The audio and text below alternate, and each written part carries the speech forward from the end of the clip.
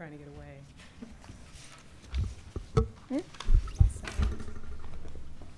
Okay, welcome to the October 25th, 2012 Planning Commission meeting for the City of Emeryville. Could we please call the roll? Commissioner Donaldson? Here. Commissioner Moss? Here. Commissioner Sherman? Here. Commissioner Steinberg has an excused absence this evening. Commissioner Tan? Here. Vice Chair Cardoza? Here. And Chair Coomerly. Here. So we have a quorum of 6 commissioners. Please join me for the Pledge of Allegiance. Pledge allegiance to the flag of the United States of America and to the republic for which it stands, one nation, under God, indivisible, with liberty and justice for all.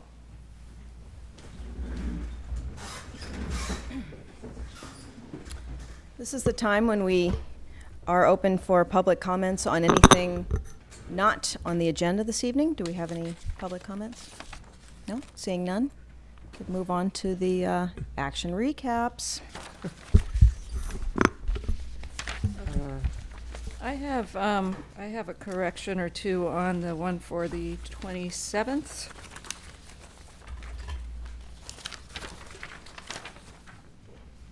On page 6 of 7, right near the top of the page, it said that I expressed safety concerns, and the rest of the following sentence I don't think is what I said, and I would like to strike that sentence.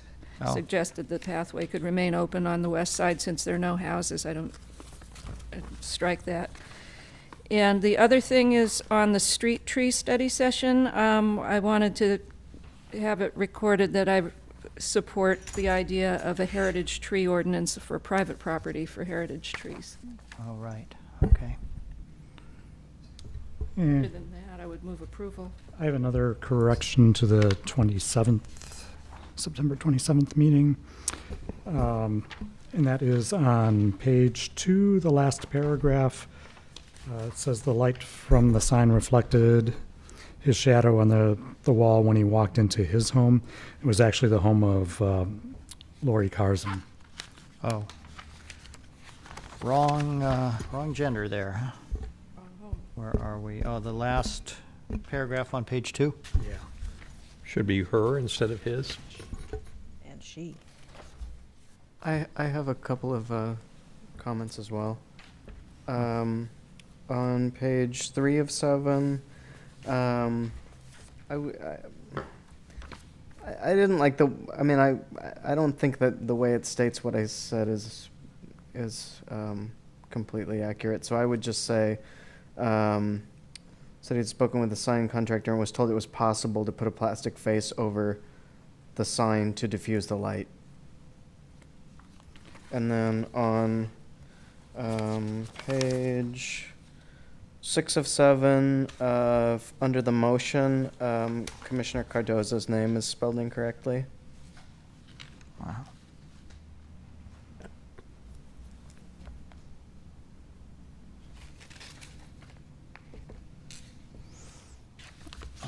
Okay.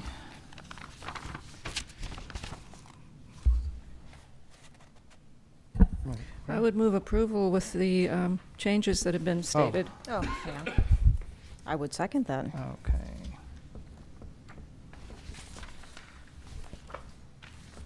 Okay, I'm sorry. Who was the motion and the second? Okay. And that's And- for, Is the second. that's for Okay. both of them, right? And that would be for also October 11th. Does Well, before we do that, is that without objection on the September 27th? that Yes. objection? Everybody was there? Okay. All right. Move approval of the 11th. And second? Without objection? No corrections to that one? Okay. Okay. On to the director's report, please. All right. Well, first let me report to you on the City Council's recent actions. They've had 2 meetings since you last met. They met on October 2nd and on October 16th. On October 2nd, they created a Parks and Recreation Advisory Committee to oversee implementation of the Parks and Recreation Strategic Plan, among other things, and we'll be talking more about that in just a minute. On October 16th, the council heard an informational report about AC Transit's hydrogen fueling station and the fuel leak that they had on May 4th, and AC's Transit's efforts to investigate and fix that problem and to reopen the station. The council expressed no objections or serious concerns about the matter. The work involves replacing some valves and increasing the height of some of the vent stacks, and the building permit for that work was issued just this afternoon. The council heard a report about the existing trees at the Parkside Park area, which is being built in conjunction with the Parkside apartment project. You may have heard that there's some concern now about preserving some of those existing trees. After public testimony and lengthy deliberation, the council directed staff to look into the possibility of saving the 9 trees that the applicant's arborist has identified as good candidates for preservation, and moving them off-site for safekeeping, and then replanting them as part of the new park design. The council directed that we look into storing them at the Golden Gate Lock and Key site on San Pablo Avenue in the interim, which is owned by the city, of course. The Public Works Director has been in conversation with the company that moved the trees for Pixar from their campus here over to the Joseph Emery Park, and then some of those were planted there and some of them were moved back. And he's determined that the work appears to be feasible and affordable, so we're going to move ahead with that as directed by the council. On Temescal Creek Park, the council decided to keep a number of eucalyptus trees in that park that had been slated for removal because they overhang where where the planned play area is supposed to be, and there's a fear that some of the branches could fall on the play area. However, the trees are a habitat for 2 red-tailed hawks that apparently have been there for quite a while. And after hearing from a number of concerned citizens, the council directed staff to move forward with the park design and construction, but to retain the eucalyptus trees and to prune them, and to look into a system that apparently is used in Australia of installing ropes or cables in the trees to try to hold up the branches and keep them from falling if they should break loose. So staff is going to be pruning those trees and looking into that cabling system. And finally, the council decided to create a task force to look into the city's current ban on medical marijuana dispensaries and determine whether the ban should be lifted or modified. Membership on that task force will be determined at a future meeting date when the council reviews all of the city's committees. The zoning update, as you know, is moving forward. We had a community workshop on September 29th, which several of you attended. Thank you for coming. I hope you enjoyed it. And our joint meeting with the city council, as you know, is coming right up. It'll be next Tuesday, the 30th, starting at 6 p.m. here in this room. Your packets were mailed yesterday, so hopefully you'll be getting them soon. I also emailed them to all of you, so you can get a head start on reading the staff report and the voluminous regulations.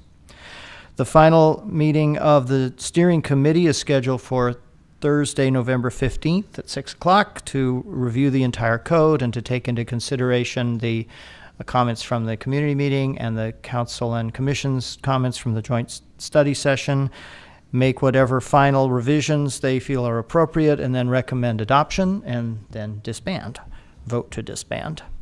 The Planning Commission adoption hearing is scheduled for your regular meeting on December 13th. That's your next regular meeting. And then the City Council adoption hearing is scheduled for their regular meeting on January 15th. So we're almost done. The Center of Community Life is alive and well again. I've just learned that there is a community workshop scheduled for Saturday, November 17th from 10 a.m. to noon. And that will be at the Ralph Hawley Middle School multipurpose room at 61st and Doyle Street. Again, that's Saturday, November 17th, 10 a.m. to noon. And then that will be followed 2 days later by your special meeting on November 19th to have a study session on ECCL. That meeting will begin at 7 p.m. As you know, we normally start at 6:30, but there's another earlier meeting starting at 5:30, I understand, that may run a little over an hour, and we want to make sure to avoid any conflicts with that other meeting. So we're going to be starting at 7 p.m. on Monday, November 19th for your special meeting for the ECCL study session. You may have noticed in front of you I have put a book. It is the Guide to California Planning, hot off the press, literally. This was just published within the last couple of weeks. It's the latest edition of the seminal book on planning in California, Solano Press's Guide to California Planning by William Fulton and Phil Shigley. I figured this was a good use of the Planning Commission training budget, so I hope you appreciate it and find it useful and helpful, and I look forward to any feedback on it you may have as we all read it together. I was thinking we could form maybe a book club and have like reviews. As long as there's not more than 3 of us there. That's right. The previous editions have been really comprehensive and really useful, so I imagine this one will also be. Good, good. That's all I have other than the things that are listed on the agenda under Director's Report. So I'd be happy to respond to any questions you may have on anything I've reported on so far. Is there anything that's happening on the art.com special meeting? Nothing new that I know of since you scheduled it. I mean, as you know, you scheduled a special meeting on November 29th for an evidentiary hearing, and that's still scheduled. But has the expert been hired or? You know, I'm not sure what the exact status of that is. The city attorney is handling that. Oh. So I can't really tell you that. Any other questions? Okay, you have in your packets the proposed schedule for 2013. Of course, the meeting dates are, as they always are, the 4th Thursday of every month, except for November and December, when they are combined into a single meeting on the 2nd Thursday of December. We've checked the calendar. None of your meeting dates conflict with city holidays or major religious observances. The other dates, the staff report due dates and submittal deadlines and so forth have been adjusted as indicated if they conflict with any of those dates. So I would be happy to hear a motion or consensus to adopt this calendar. I'd move to approve. Second. Right? Is that without objection? Looks good to me. Looks good. Okay. Thank you. And then finally, Parks and Recreation Advisory Committee.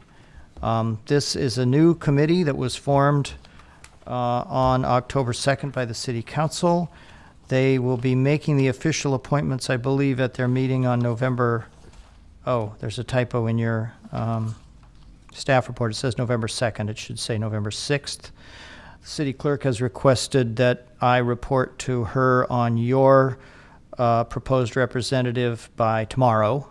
So if you would be so kind as to tell me who that is, I will report it to the city clerk. I'd like to nominate Gail, considering she was on the Strategic Park and Recs Committee before, and it's right up your alley. It is something that I deal with in my day job as well, so I would be happy to do that. Great. Yeah. Terrific. I get a It I appears. second that. Okay. great. It appears to be unanimous. Thank you. Yes. We're not going to have a contested election. Yes. Nobody wants to arm wrestle for it? No? All right. I think you got it. Congratulations. Congratulations, Commissioner Donaldson. I will let the city clerk know that you're the Thank you. recommended member from the Planning Commission. I'm not going to know what to do with myself with the zoning committee. I know, we got to find something to keep you busy. Fill that fine Extracurricular. slot. Great. All right, that's all I have. Thank you. I guess we'll move on to our study session of Pixar Warehouse.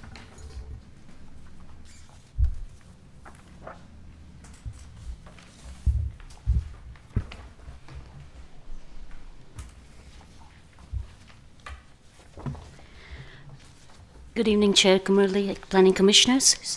This is a study session for a use permit and design review to establish about nearly 29,000 square feet of warehouse space by Pixar to store research material, office furniture, and general hardware at 5,000 Hollis Street, which is the level 3 building, as most of us call it.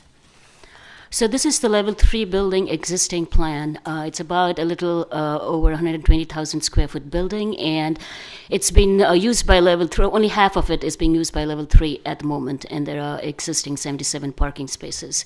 What you see in red are the changes on that are going to happen as a part of this project. The berm here is going to be removed, and the turf between these two circles is going to be removed in order to accommodate the driveway. And you can see that in this proposed site plan. In addition to that, the only other changes that are going to occur is an additional door fronting alley spur and two new doors here. And also an additional door further down in order to accommodate the pedestrian entry so that employees from Pixar can walk from their facility to this warehouse space. This shows the existing and the proposed elevations. As you can see, the roll-up door will remain. There'll be two new doors, and this sod here is going to be removed in order to accommodate the driveway going through. And this is the elevation facing Spur Alley, and this is the only change that is going to occur. In terms of operational characteristics, like I'd mentioned, Pixar is going to be using to store research material, office furniture, and general hardware. No employees are expected to be at this facility on a full-time basis. That is that it will not serve as a permanent office for any of the employees. On an average, about 4 to 6 vehicular trips per day are expected, with about 1 or 2 semi-truck deliveries occurring per month. Truck and pedestrian activities are expected to occur during normal business hours. This map kind of shows how the pedestrian and the vehicular activity is going to occur from Pixar to the level 3 building, the red being the truck circulation, and the blue the pedestrian. In terms of conformity to general plan and the zoning, that should say interim zoning regulations, the site falls under the OT, or the Office Technology Zoning District, where retail, sales, and warehousing uses are conditionally permitted, only if they are secondary to the other permitted or conditionally permitted uses. So Pixar falls under the use classification of administrative and business offices, which are allowed by right in the OT zone. And the proposed warehouse space can clearly be seen to be secondary to this main existing use, which is allowed by right. Okay. The height and floor area ratio, the site falls in 30 to 55 foot district and 1.2 to 1.6 FAR district. And as there are no proposed changes to the building, and the existing building conforms to these standards. In terms of parking, the level 3 operations don't neatly fall into any of our existing parking categories. And for such uses, the ordinance allows the commission to determine the parking ratio. A traffic study was done about 2 years ago in conjunction with a proposal by IKEA. And at that time, Fair and Peers brought out a traffic report where it was determined that the level 3 operations would require no more than 12 parking spaces. And the proposed warehouse space triggers a total of 28 parking spaces. So given that the existing 77 parking spaces are there for both level 3 use and the warehouse, these are more than adequate for the proposed use. Staff from Building, Public Works, and Fire looked at the proposal, and they did not identify any problems or concerns.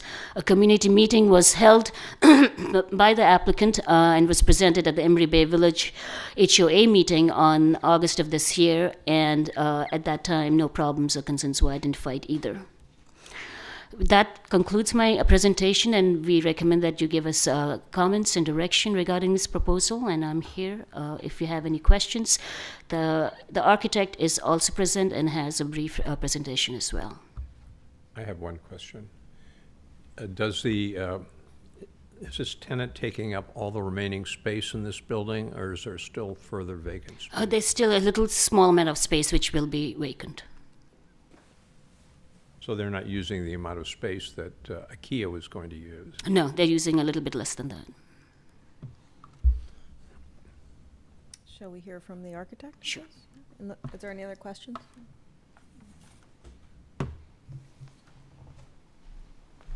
Good evening, Commissioners. My name is Sasha Wagner. I'm with Huntsman Architectural Group here on behalf of the project sponsor, Pixar Animation Studios.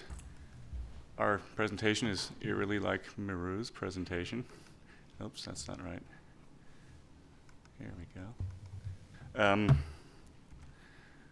Essentially, the things I wanted to augment with the presentation that we've just seen are that the majority of the traffic between the Pixar main campus and this warehouse facility is likely to be foot traffic with hand trucks. The items being stored are not very large.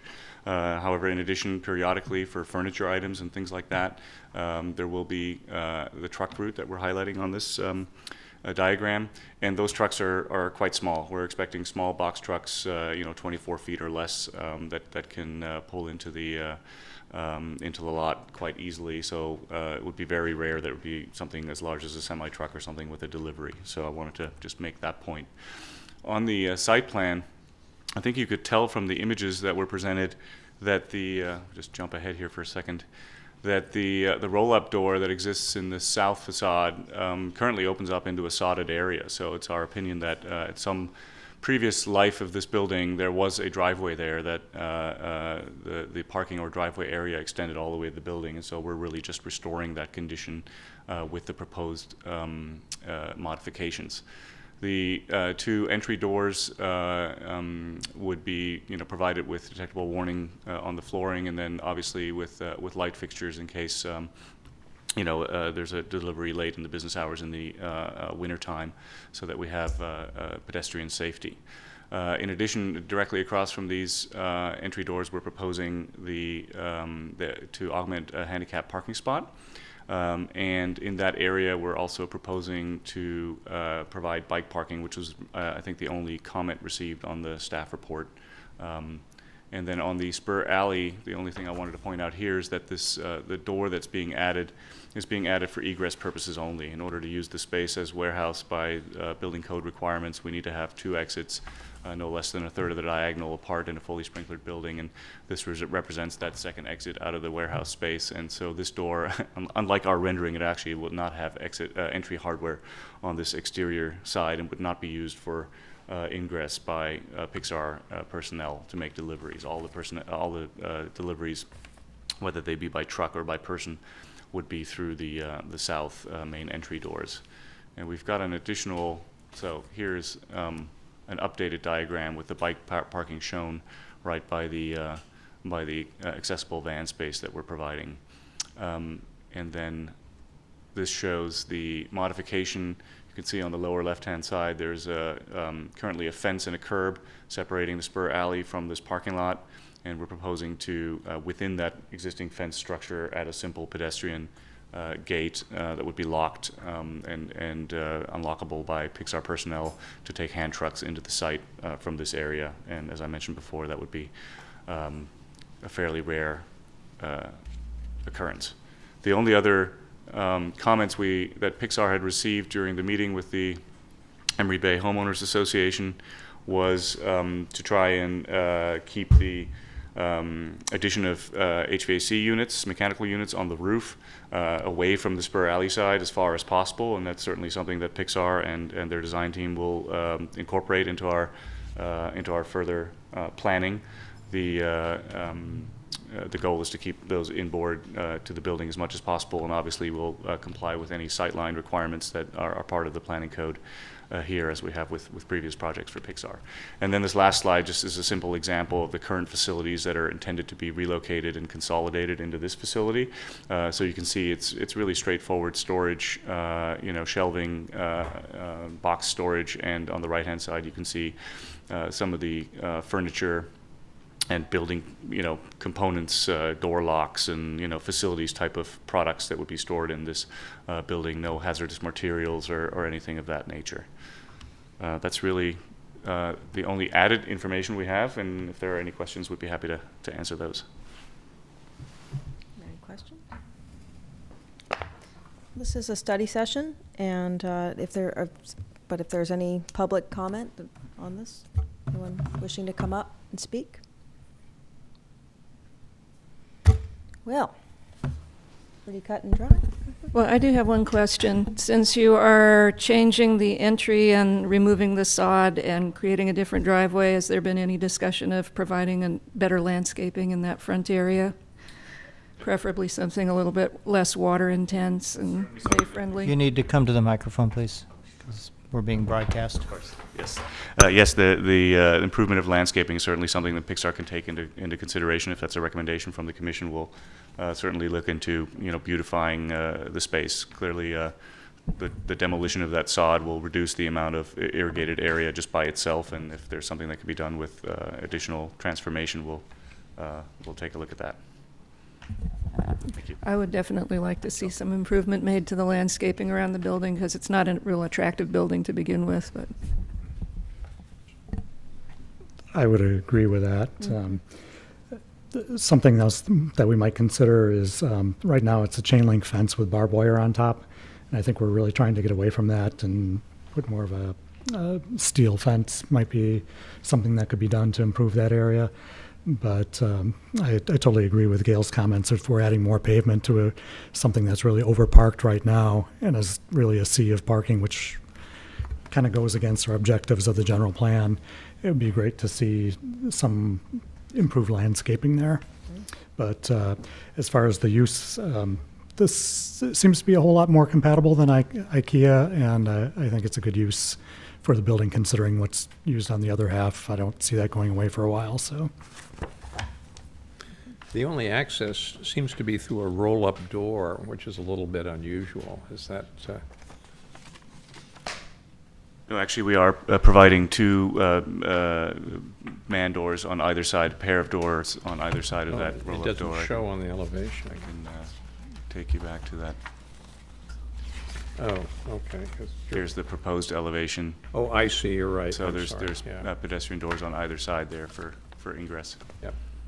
And just to address the landscape comment, I think Pixar has always demonstrated here in Emeryville a dedication to beautification of their immediate surroundings as well as their direct facilities. So this project would be no different, and I'm certain that enhancements can be made.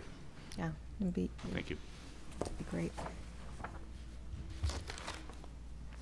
All right, any other comments?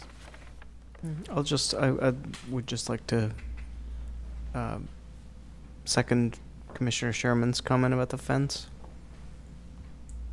It might be possible to put vines on it rather simply that would just provide a green wall. I'd prefer to see the chain link and the razor wire go.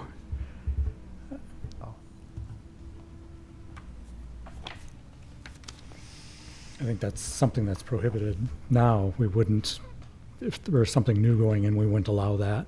So I think this is a good opportunity to improve that. It would certainly add to the appeal of the spur alley.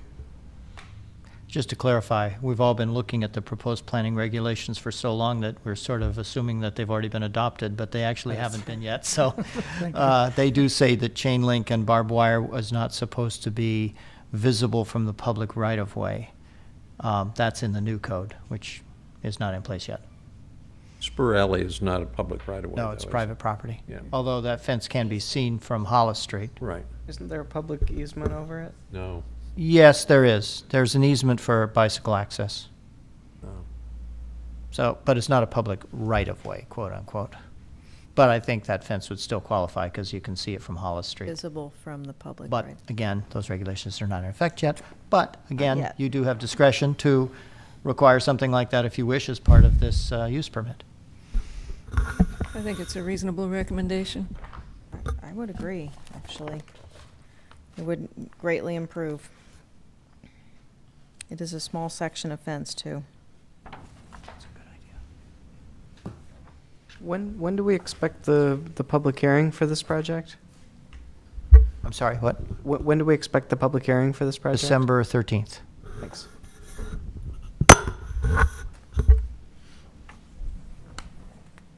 Good evening, Commissioners. I just have a quick comment. Because this is a proposed warehousing use, it seems to me that this would not be allowed by right, but would be conditionally permitted. That's right. Okay, Yeah, that's why it's here. okay. It needs a conditional use permit, Yeah. and that'll be in December.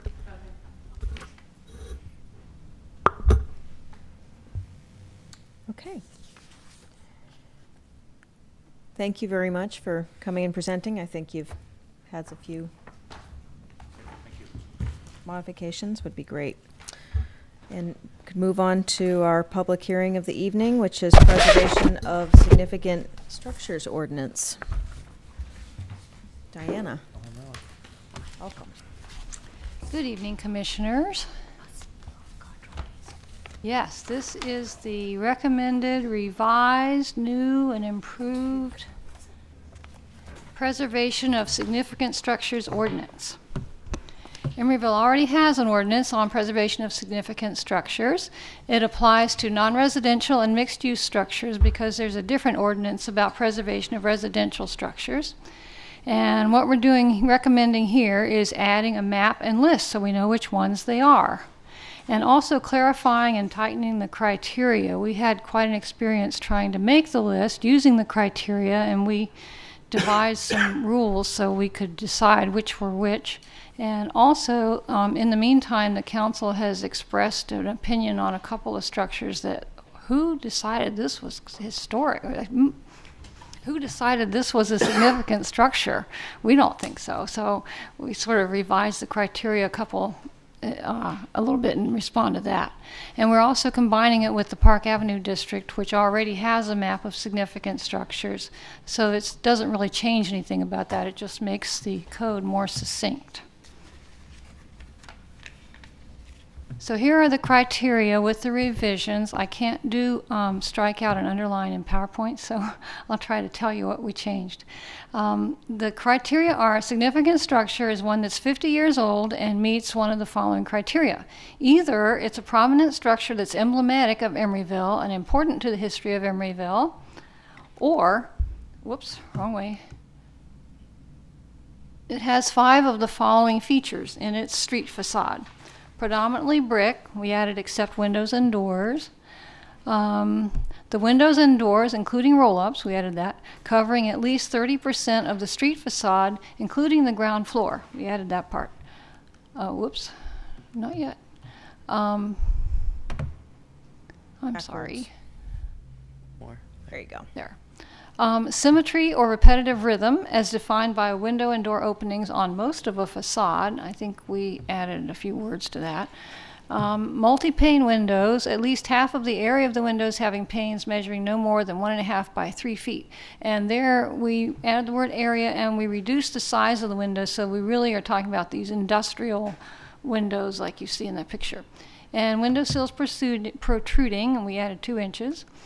And roof line with varied heights or angled or curved shapes at the street front, because there's some buildings that have them, but they're not really visible. And decorative bas-relief, concrete inlays, ironwork, tiles, stained glass, or other decorative features. That one didn't change. Walls with columns or curves, and walls with complex cornices. We added 6 inches or wider. What is a cornice? And took out some architectural jargon. Varied artistic patterns in the predominant cladding material. We added the word artistic because we have some buildings where the cladding material varies because things have been added on or covered up, and that's not very artistic at all. And also arch or angle over the major entrance. And then we are proposing to delete 2 criteria. One is about wide window frames, and they tend to happen on the old wood houses that are in industrial areas and in industrial use that the council doesn't seem to be interested in protecting. And major entrance on the street we're deleting because it's just not very, most structures have that and it doesn't really distinguish them. So here's the map. The gold are the significant structures. The blue are only significant under the existing criteria, not the proposed ones. And then the green is just taking the Park Avenue map and sticking it onto this map. So here they are. The building that has the prize fighter in it, 3 industrial buildings on 67th, each of which has something special, some special things about it. So an office conversion on 66th, Emory Tech, Jelly Bean Square, Hollis Street Complex, the building behind Christie Ave Commons, one of the buildings at the public market, Heritage Square, just the Banta office part of that block, the Monthly Building, Siegel and Strain office, this house that was built in 1906, the townhouse, Radcliffe offices, the yellow brick building on Powell, the Apex building, the Zentner building, two other buildings on Horton next to it, and the building between Hariff and the Powell Street Bridge, and the building on the paper mill site that is going to have its facade kept. These footnotes, these are the buildings that they don't meet they meet the first set of criteria, emblematic of Emeryville, not the other ones. And then the ones with asterisks, well, this one's been approved for demolition, but they're going to keep that facade. Okay. And then the water tower, the two buildings between Powell and Stanford that have been renovated recently, the PRC building, the Doyle Street Cafe, and the building across the street, the Thoroughbred building, Pickle Works, the Shell building, there's the Shell, the Emeryville Business Center, and the Pixar, formerly Semi-Freddy, and a series of retail buildings on San Pablo Avenue between 45th and 43rd. The Senior Center, Nation, the one that used to have National written on it, the Bank Building, and these two buildings are on, this one building is on two different parcels. They actually were built at different times. And the Gravestock Building, the Moz Building, the building with the ironwork, and a mixed-use building on San Pablo Avenue. So those are the proposed significant buildings. Now, these are the buildings that would also be significant under the current criteria. Two of the buildings on 67th are a little bit more plain. They don't have as much in way of features as the others. And the McGrath Steel buildings, the Roller Press, McLaughlin Coffee, the Dog Daycare House, the building with the Inca floats in it, and Title IX building, the Hollis 59th building, the building next to the Corporation Yard parking lot, the building that was demolished earlier this week. This was the source of the rule about the windows having to be on the ground floor. The planer of the buildings on San Pablo Avenue, a storage building on 42nd, and a vacant retail building at 36th and San Pablo.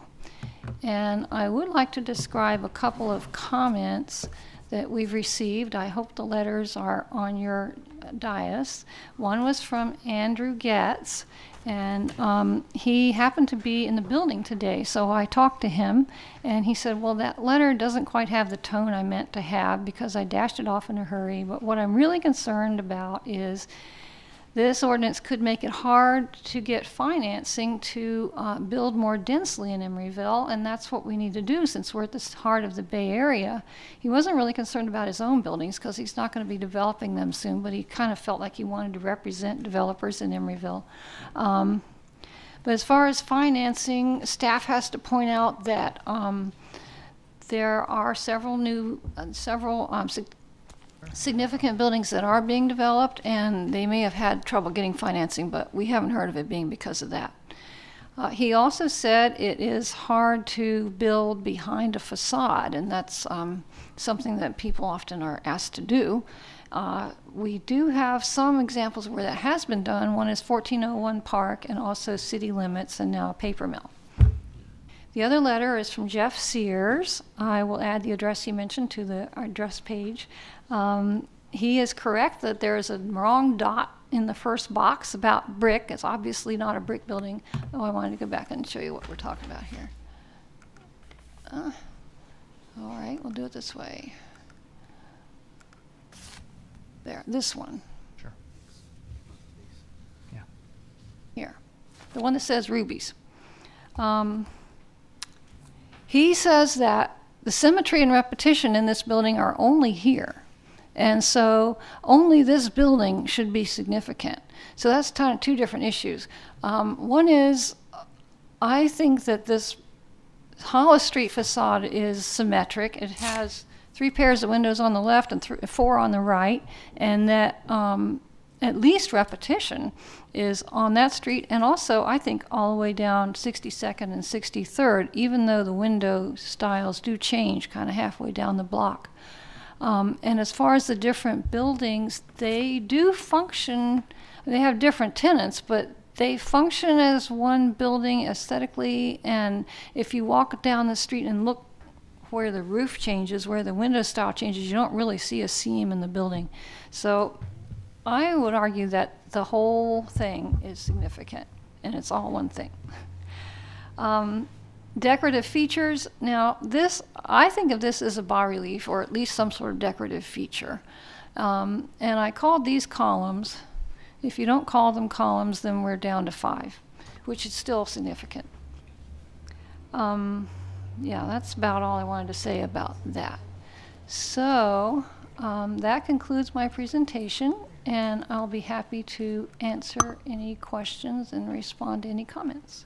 Let me just add one thing to what Diana has said, which is that, maybe you said this, I didn't hear you say it. We did notify the owners of all of the buildings on this list about tonight's meeting, which is how Mr. Getz and Mr. Sears knew about it and sent us these letters. As far as I know, we haven't heard from anybody else. Right, and we also notified the tenants.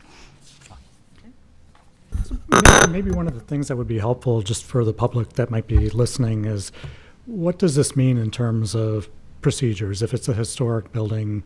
Oh, yes, I'm only talking about the amendments. I didn't give you the background on what the ordinance says. If your building meets these criteria, if it's listed as a significant structure, then if you're demolishing, see if I have this right, if you're demolishing part of it, just a small part, then you have to get planning commission approval. And if you're demolishing more than 75%, you have to get council approval. And along with that approval is, if it's the 75%, is approval of the replacement structure.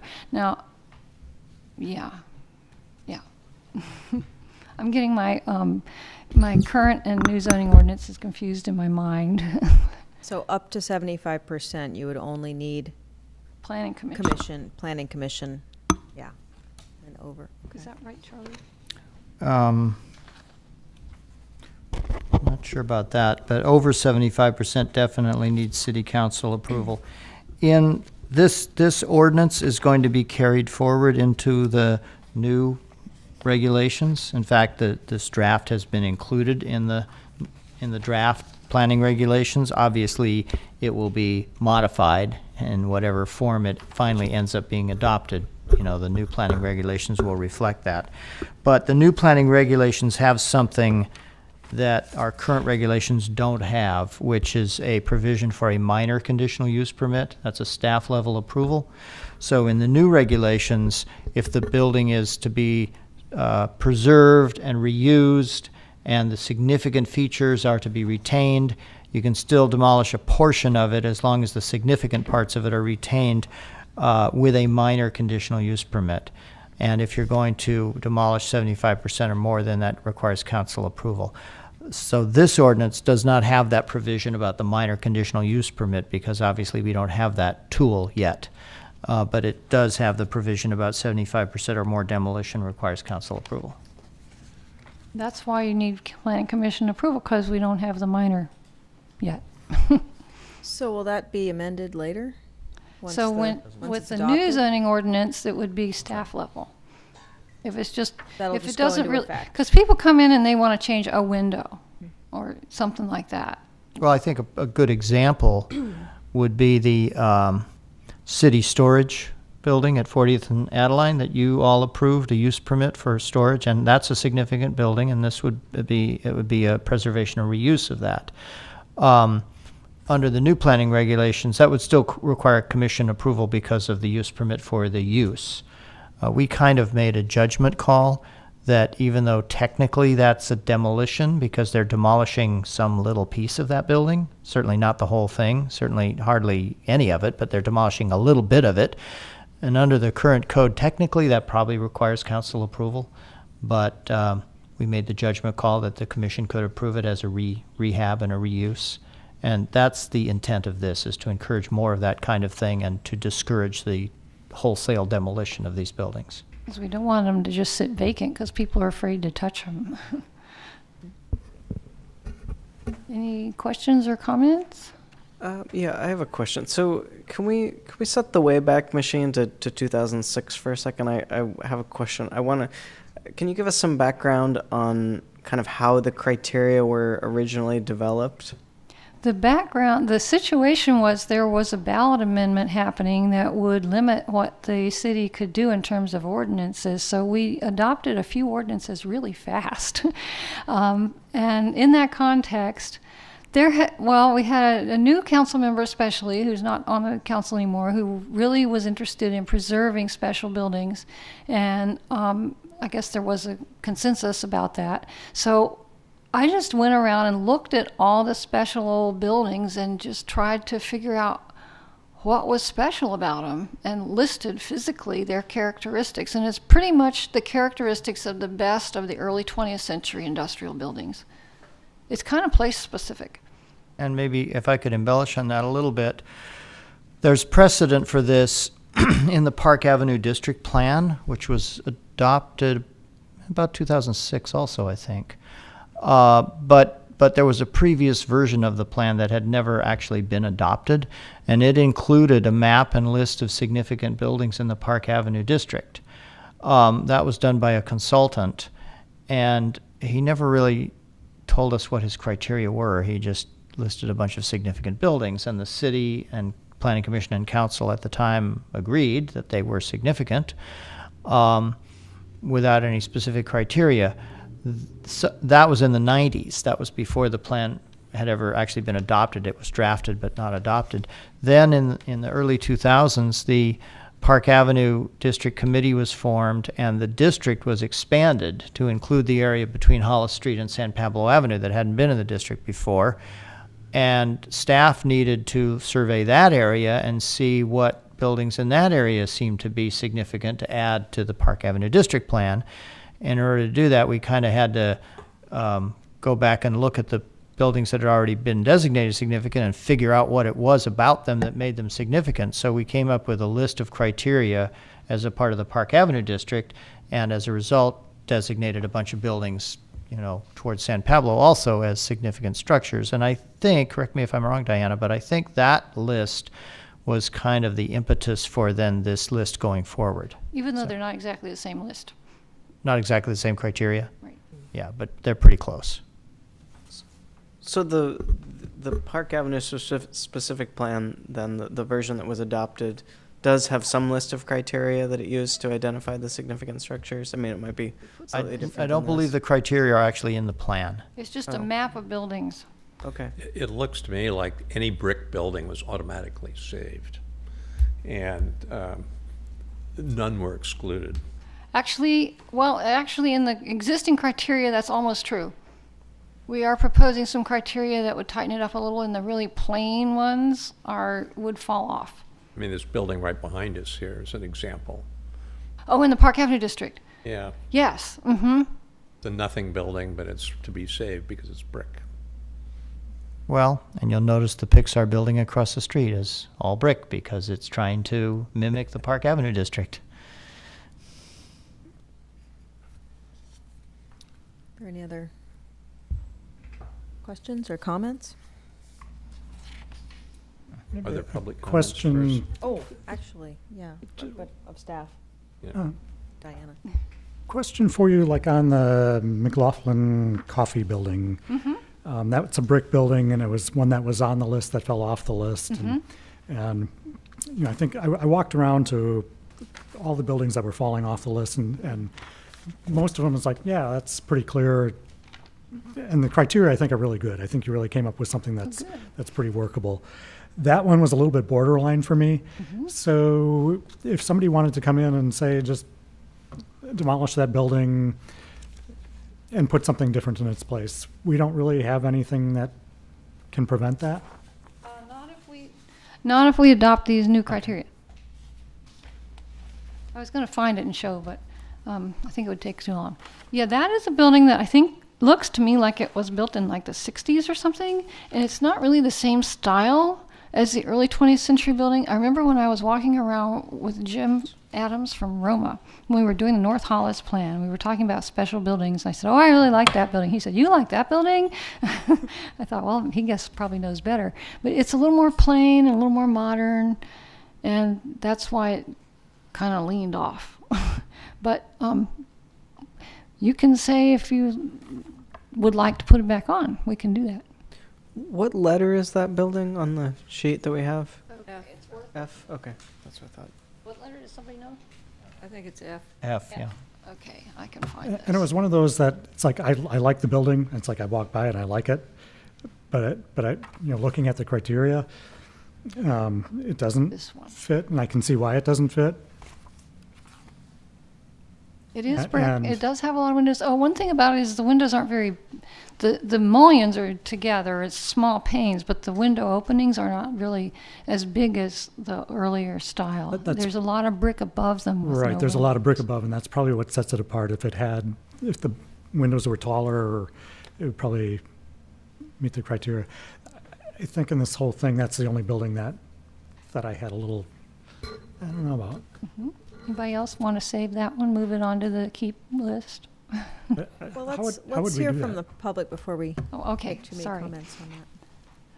That's all the questions for staff. All right. I had one question about the last one on San Pablo Avenue, the O building. I haven't walked over there to take a close look at it. It looks like it's had a lot of cladding put on it. Do we know what's underneath it? Is there anything like decorative underneath it, or that could be a hidden gem? Good question. I don't know. That's one that staff went back and forth about because it doesn't look like much right now, that's for sure. And as you can tell by the error that's in the staff report, which will get fixed before council, it has a lot of dots in it. And those dots were should have been removed because the new criteria, it doesn't meet two of them, and one of them is It's right next to ECAP. probably shouldn't meet. Specifically, Abandoned bicycles. Oops, sorry.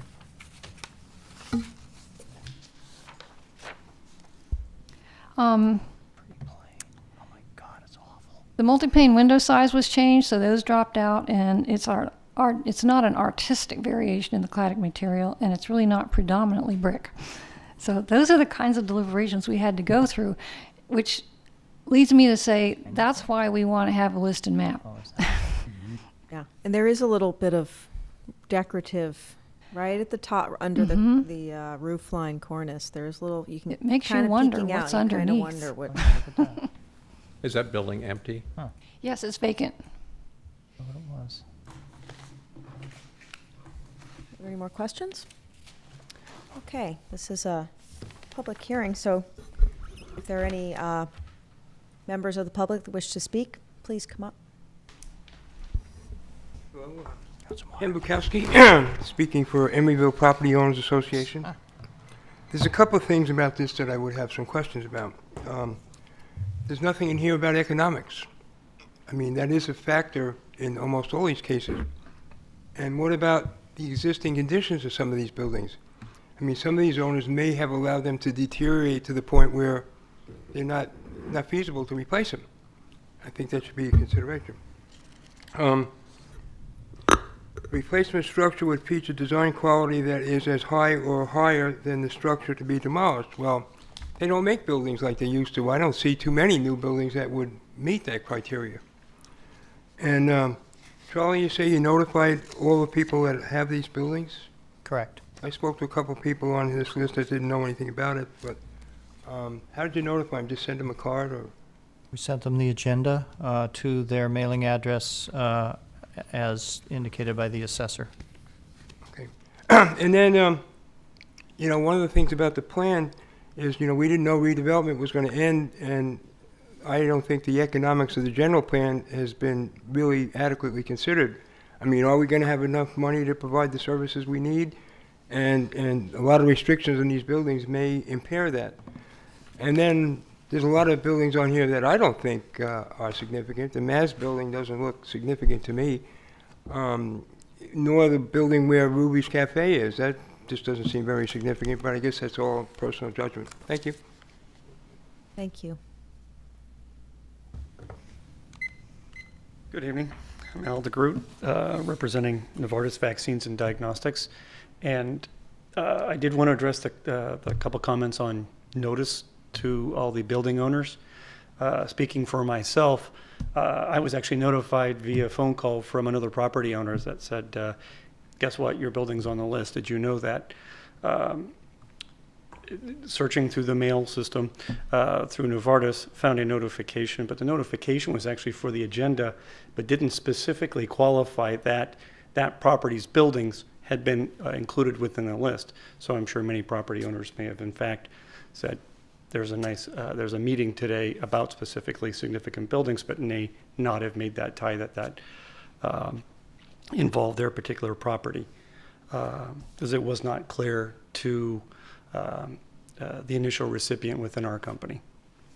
Okay, I actually would like to ask a question of this because I'm rather a novice in the process of the system. So, under the agenda item, it speaks to a consideration of the ordinance, but I'm not clear what the outcome of today's discussion would be.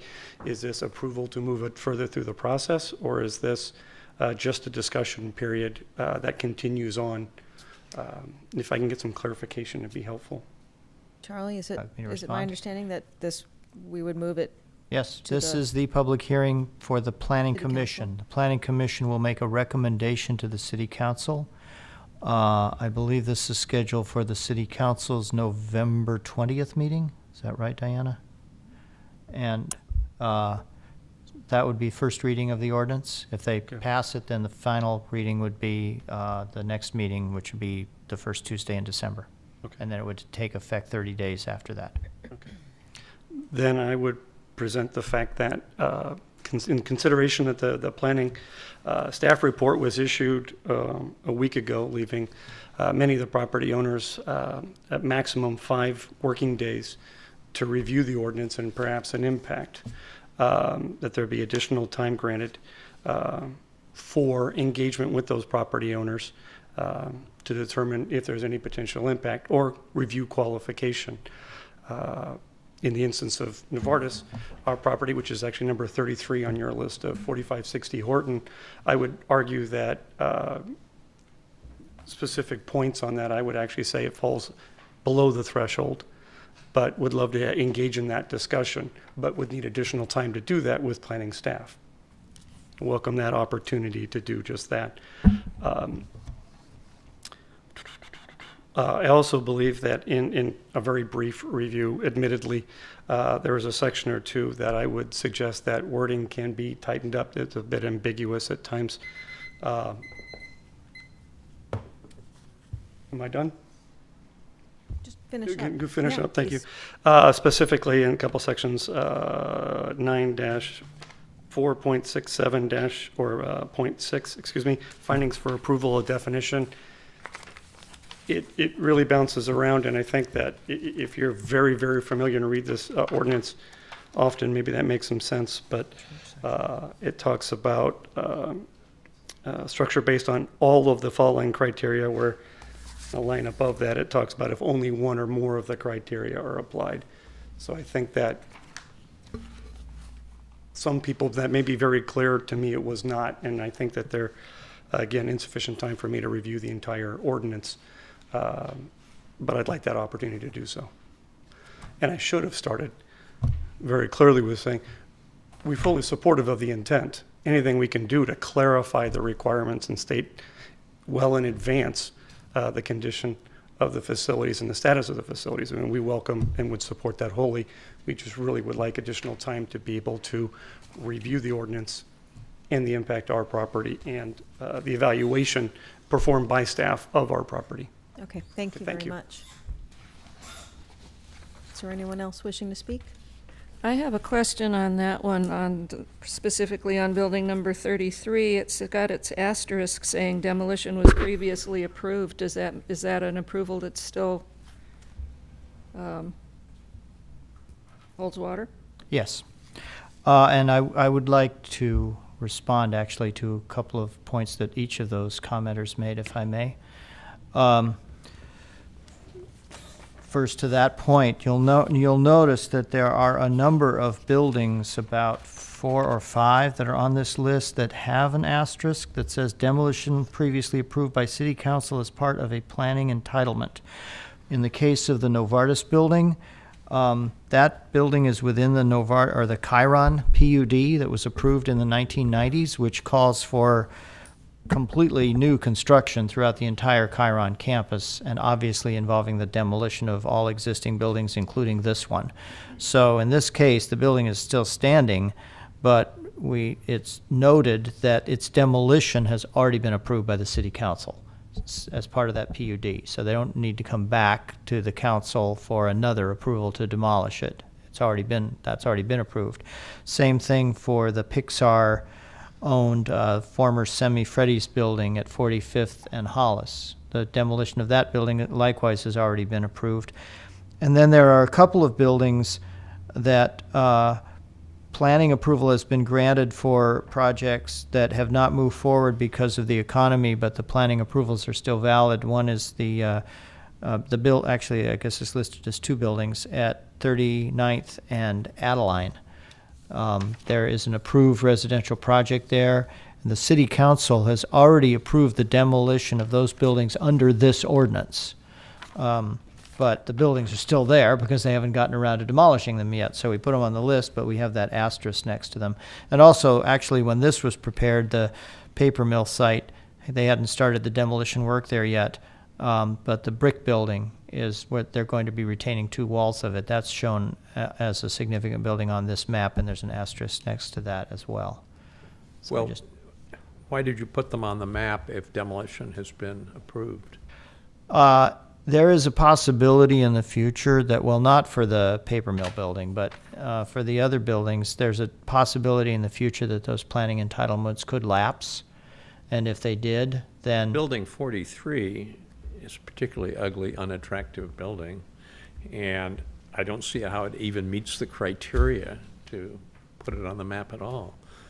Well, the City Council previously determined that it was significant because they approved its demolition as a significant building. There is a little wrinkle in this. You may recall the Golden Gate Lock and Key building, which is no longer with us, was deemed a significant building, and its demolition was approved by the City Council in conjunction with the proposed Seidowitz building. As about a 94 unit, I think, kind of glass and aluminum box building that everybody was excited about. And then that project, went belly up and never ended up happening, and the Golden Gate Lock and Key building was still there, and the planning entitlement expired. And therefore, the approval to demolish that building expired. And the city ended up owning the property, and the city decided that we should demolish that building because it was a maintenance headache and we were going to use it for a housing site. But the permission from the council to demolish it had expired. We had to go back and amend the ordinance, as you may recall, to add a criteria about if it's in the public interest to demolish the building, then that's allowed. And after that was approved, after that ordinance change was made, the council then approved its demolition, and the city then went out and demolished it. I just don't understand how it got on the list in the first place, because it was a derelict building all the way along, unoccupied, falling apart, and yet it was it was made significant. That's sort of why this is before you tonight, is for you all to weigh in on all of these and tell us if you think they belong on the list or not. Again, the one with the asterisks have already been approved for demolition. They're only on the list just in case those planning entitlements should ever lapse, and we need to be reminded that those are significant. I also want to just point out to the commission that most of this ordinance that's before you already exists. What we're doing is we're adding the map and the list of the buildings. Everything else in this ordinance is pretty much already on the books, including the findings that Mr. DeGroot found confusing. Those are already in the municipal code. We're just bringing them forward. And the ands or ors may not seem to make sense if you read it quickly, but it actually does make sense. It's sort of a either this or this and this and this kind of thing. I mean, you have to read it to see what it's about, but Yeah, so I just wanted to mention that a lot of this is not new. And most of these buildings would be subject to this ordinance whether they were put on this map and list or not. It's just that they would be coming forward to the Commission and Council on a case-by-case basis. And you'd have to evaluate every one of them individually as it came forward for a planning entitlement, as we have been doing for the last 6 years. And we have had about 5 or 6 of projects involving demolition of these significant buildings that have gone through the process and have been approved, or in the case of the city storage building, has been a rehab of it. We're just trying to bring a little more certainty to everybody by telling everybody exactly which buildings we're talking about. Chair, before perhaps we go into further discussion, if I'm not sure you closed the public hearing yet. I think there's one more person Okay, that'd like to right. speak, Thank and you. I was just about to say that. Yes, please come forward. Hi, I actually didn't even know about this. I just came to see what a meeting was like. And I just wanted to find out whether the commission or committee has taken into consideration the whole of the architectural style of the building, because actually there's several Art Deco buildings in Emeryville. And I think, I mean, I'm no architect, I'm an artist, but the number 8, the Hollis Street building, I think it's important of the relationship of that part to the whole of the building. And also when you look at it going down 62nd and 63rd. So it might be useful also, and I think I noticed some others, especially ones that aren't brick, seem to be significantly Art Deco in the entirety. So I would recommend possibly looking at it as it wraps around 62nd and 63rd, because the entrance on 62nd also has those kinds of lines. Thank you. Are there any further comments? Seeing none, we'll close the public comment. And Well, I take exception to a number of buildings that are on this list that I don't think are of architectural significance. I was an architect for 50-plus years, and I think I have a reasonable eye about some of this stuff. And I don't think you can qualify good architecture by saying it has X number of windows and they're so far off the street and it's built out of brick. You know, I take exception particularly to number 40, which is of no significance at all. I'm glad it's going to be saved for I hope, for a storage building. But other than that, it just, other than if you love red brick and we got to save red brick, I don't see anything of value at all to it. Building 46 and 47, I think, are 47 particularly, is just an old three-story apartment building with some sort of temporary facade on the ground floor. Building 46 is just an old storefront building. You know, building 45, on the other hand, is a great building. Yet we're sort of combining them all together as something special. And I think that's crazy. Just because it's brick doesn't make it, unless we feel we have to save brick buildings because they're brick. I think that there's too much on it. Again, I would look at 20, 21, and 22. 20's not bad. 21 is just an old warehouse, and 22 is another old warehouse. You know, I don't think there's, you know, if we want Emeryville to grow and get better, I think that saving these is crazy. Now, I realize they don't have to be saved. Somebody can appeal it to the city council and they can agree to tear it down. But why do we have to put these stumbling blocks in place? The other issues I have are 37 and 38 on San Pablo, 36 actually, 37 and 38. Again, they're just little old buildings. And I don't know why we have to say they're savable. Any rate, that's my comment. Well, I think the proposed ordinance brings some clarity to an ordinance that's fuzzy right now, and I think that even if some of these buildings might not be the most wonderful architectural specimens around, collectively they give a character to Emeryville that I think is worth recognizing.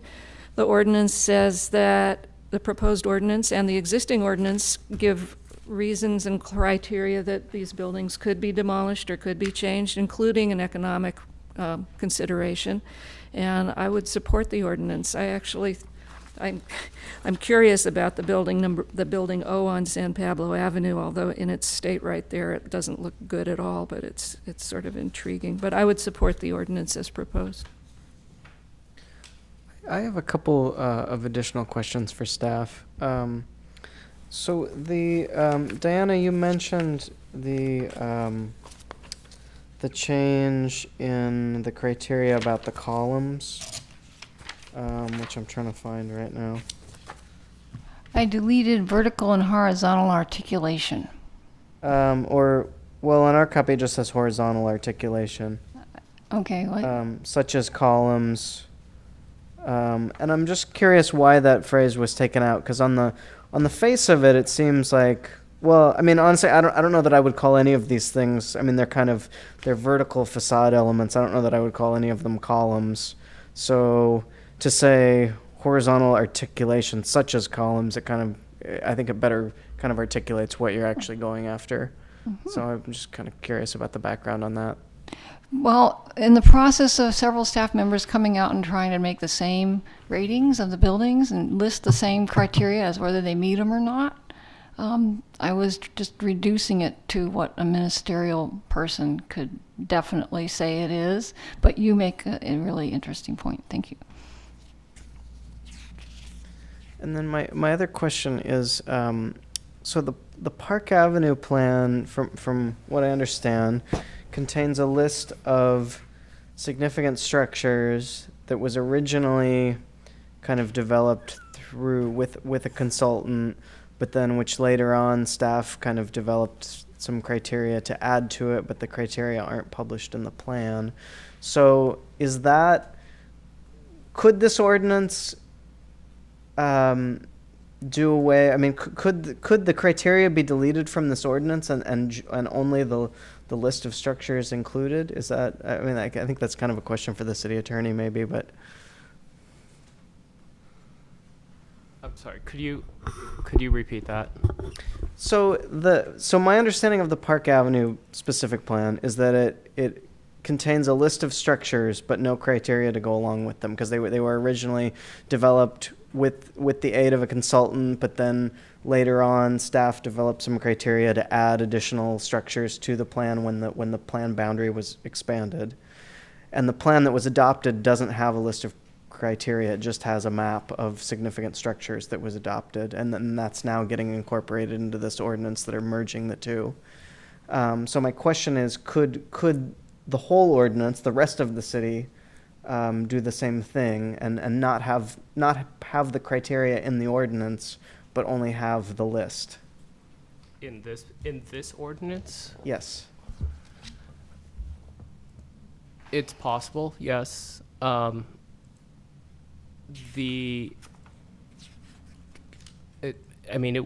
you would require then is that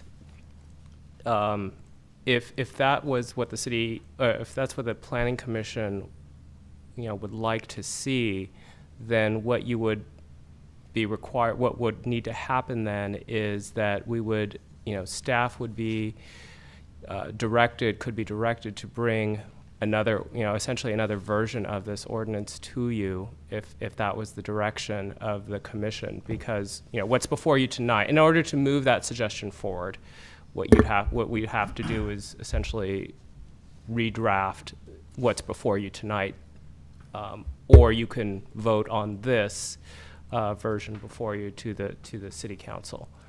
But to answer your question, it is possible to draft it that way. The staff recommendation was not to do so, which is why we have produced the version before you tonight. Let me just clarify also, I'm just looking at the Park Avenue District Plan, and actually it does mention the criteria. Not like point by point, but it says the Tier 1 buildings of highest value are mostly turn-of-the-century brick and concrete factory buildings. Tier 2 buildings of moderate value are mostly newer concrete structures. The architectural value of the Tier 1 and Tier 2 buildings lies in their distinctive style. They are made of brick or concrete building materials. They have a high level of symmetry demonstrated in repetitive bays, gables, windows, and doors, and they are highly articulated in horizontal as well as vertical elements. And it kind of goes on, talks about front entrances, ample window areas, open floor plans, et cetera, et cetera. So it gives some indication of what the factors were that were taken into account. I think it's useful to have the criteria there because part of what we are supposed to be, or the council would be looking at when they're deciding whether it's worth demolishing and replacing, is sort of how significant it is, and having the criteria that allows you to say, oh, this met every single criteria for a significant building. You might have a higher standard for what it would be replaced with than if it just is sort of a borderline situation. I think it's useful guidance. I think that was staff's feeling. Yeah, and I wanted to second that and say I was actually, I thought it was a very thorough and good chart that you made with all, and I'm sure it was quite difficult just coming up with this on your own. And although I understand, Buzz, how you feel about some of these structures, I think Emeryville has few to choose from. And with that being said, I would like to see some of our older structures preserved as significant. And it does not mean that they can't be demolished. It's just an added precaution to make sure that whatever new is going to be there is going to, serve our city. So I would also support this. And I also support this. I think this is really helpful and great. I think it's nice to have something that's really clearly defined, that we can pull out a map and walk to the building and look at it and look at the criteria. So I find that helpful. And I guess what you feel worth preserving is kind of like art and beauty. It's in the eye of the beholder. And for some of the buildings that, Buzz, you may not feel particularly enthused about, I look at them and say, wow, that's a great old building. It's like, that's character of Emeryville that I'd really like to be preserved. So I think this is a great list. I think it's a helpful list. The criteria I thought were very thoughtfully put together. So I definitely support this. I mean, all buildings have an age to them, and they deteriorate, just like we do. And they have to be replaced, and it's just as one more impediment to stopping it. Now, I agree there's some extraordinary buildings in Emeryville that should be preserved and saved, but I think we've gone way past that in this criteria to save questionable buildings just because you can interpret the criteria to cover them. Well, I think there's another point to be made, which is, although, especially when there's buildings in a row that are together, it's, I guess what would be a good example would be Horton Street with the Zentner and the Haruf, and I'm sorry, the Toll, and there's a red industrial, and it kind of creates a district, so it has a feeling.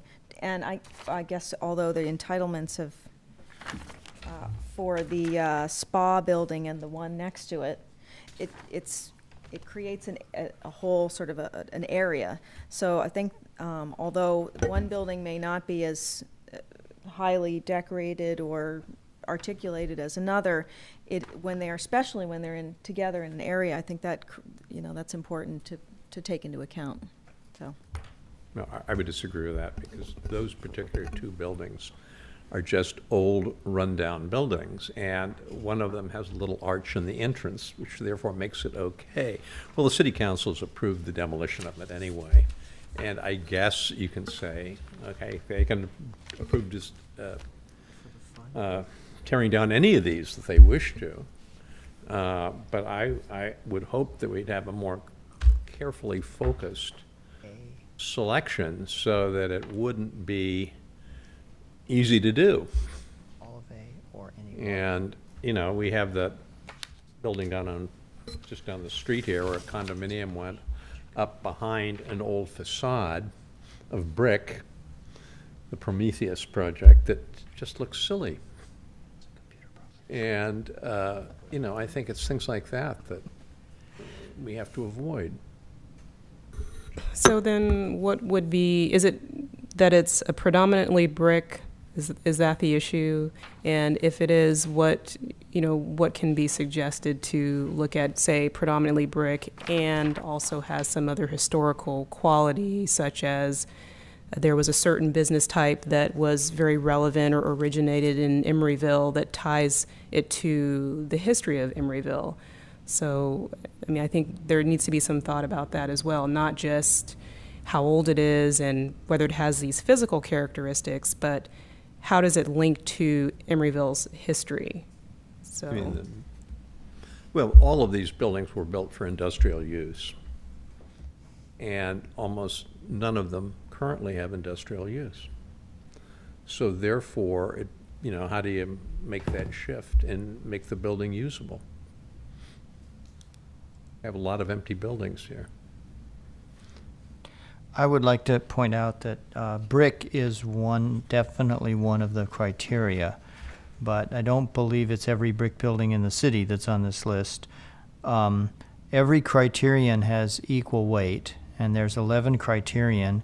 It so happens that in Emeryville, most of the older significant buildings that meet these criteria are brick, but if you look down the list, you'll see there's maybe 6 or 8 or 10 that are not brick, and they meet 5 or more of the other criteria. And I'm sure there are some buildings that are brick that, actually, if you look at the A through O, buildings that they drop off the list, if we eliminate a couple of criteria, 5 of those are brick buildings, and they end up not being on the list. So it's not just brick. I would move approval of I would move that we recommend approval of this ordinance. I second that. I had some additional comments, if I can, before we vote. I understand kind of where Commissioner Cardoza is coming from. I have to keep reminding myself as I kind of look at this that this ordinance doesn't say you can't demolish these buildings. It just says you need a discretionary approval to demolish these buildings, which, so I think we're in adopting in recommending approval of this ordinance, we're relying on the wisdom of the city council, which I think is a appropriate thing to do. We get to make a recommendation to the council. We still get to make a recommendation. Yes. So, but the criteria, the criteria confuse me in that it gets us to where we want to be. If you look at the pictures, I think most of those buildings are worthy of preservation, and the ones that aren't, I think we can trust the city council to make that judgment, and we still get to recommend. And we still get to make a recommendation on that. This commission does. But just as I look at the criteria, and I want to commend staff on developing the criteria too, because I'm sure you put a lot of time into it, and I'm sure you looked at a lot of buildings, and and it seems like you've developed something that works, and so I have to commend you, but I don't understand how it works. Because I mean, you look at any one of these criteria, and it's just, you know, so there's windowsills, so there's symmetry, so there's this, so there's that.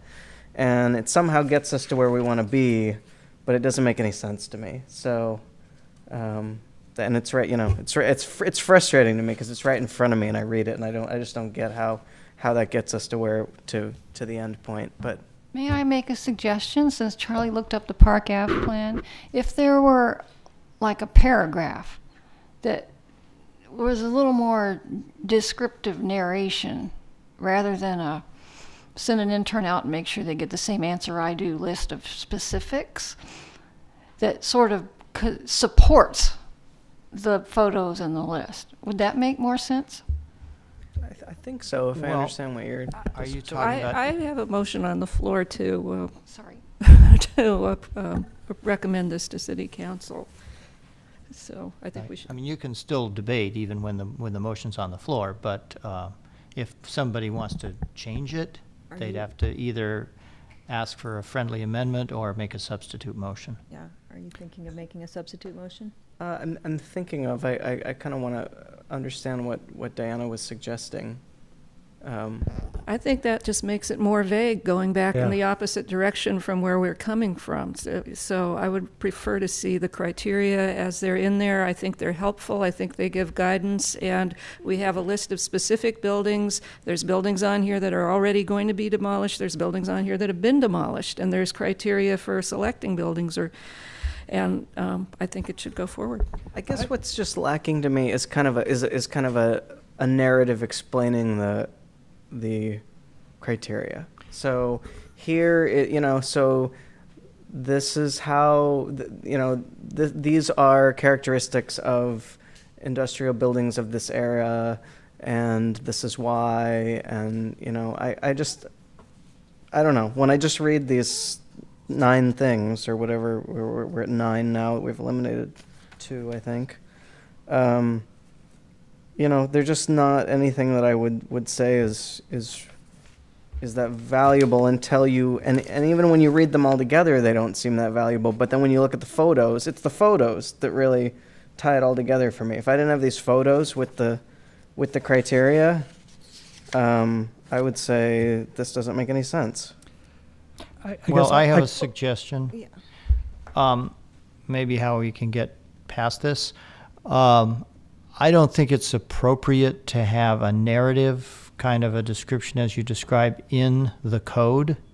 That just doesn't seem like the kind of thing you'd put in the code. And the Park Avenue District Plan is a little bit different because that's a plan. It's a plan document that's full of narrative. As opposed to these regulations, which are part of the municipal code. But perhaps we could put that descriptive narrative that I think would be very useful in the staff report to the City Council. It should have been in your staff report, and I apologize that it wasn't, but maybe we could put a similar kind of a narrative like that in the staff report so that at least it makes it clear what this ordinance is trying to accomplish. And that way you won't have to amend.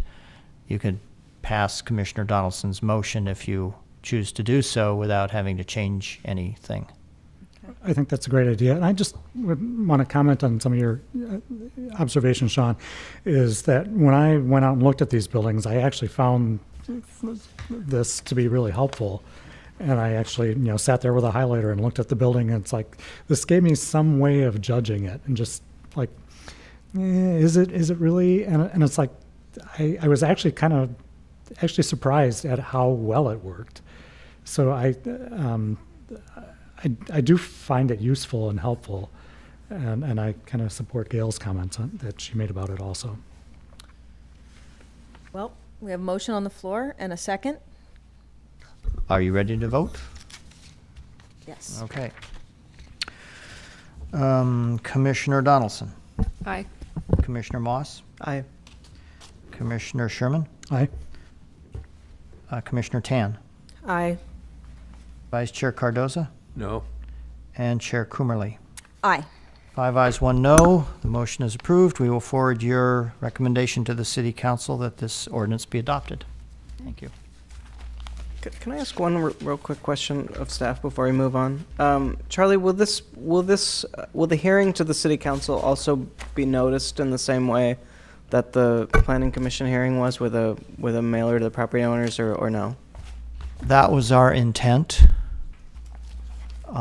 We could consider perhaps mailing them something a little more than just the agenda. Yeah, I would just suggest a short cover letter or something to accompany the agenda. Yeah, good idea. That's a good idea. Definitely. Well, thank you all for coming out. Are there any other comments? Congratulations, Gail, on your appointment. Yes, and thank you. And with that, meeting adjourned.